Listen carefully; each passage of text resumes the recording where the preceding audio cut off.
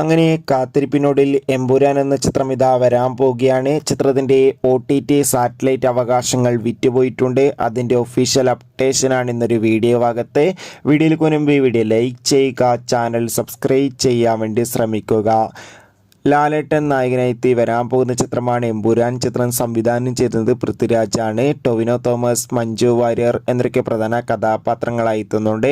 എല്ലാ സിനിമാ പ്രേമികളും ഒരേപോലെ എമ്പുരാൻ എന്ന ചിത്രത്തിൻ്റെ ഓരോ അപ്ഡേഷനും അറിയാൻ വേണ്ടി കാത്തിരിക്കുകയായിരുന്നു. ചിത്രത്തിൻ്റെ ഒഫീഷ്യൽ ടീസറിനൊക്കെ അതിഗംഭീരമായ റെസ്പോൺസ് ആയിരുന്നു ലഭിച്ചിട്ടുണ്ടായിരുന്നത്. ഫൈനലി എമ്പുരാൻ എന്ന ചിത്രം മാർച്ച് 27 തിയേറ്ററുകളിൽ എത്തുമെന്ന് കൺഫേം ആക്കിയിട്ടുണ്ട്. ഇപ്പോൾ ചിത്രത്തിൻ്റെ റിലീസിന് പിന്നാലെ തന്നെ ചിത്രത്തിൻ്റെ OTT സാറ്റലൈറ്റ് അവകാശങ്ങൾ വിറ്റുപോയിരിക്കുകയാണ്. ചിത്രത്തിൻ്റെ സാറ്റലൈറ്റ് അവകാശങ്ങൾ ഏഷ്യാനെറ്റും OTT അവകാശങ്ങൾ ഡിസ്നി പ്ലസ് ഹോട്ട്സ്റ്റാറും സ്വന്തമാക്കിയെന്ന് ഒഫീഷ്യലായി കൺഫേം ആക്കിയിട്ടുണ്ട്. കാത്തിരിക്കാം എമ്പുരാൻ എന്ന ചിത്രത്തിൻ്റെ റിലീസ്.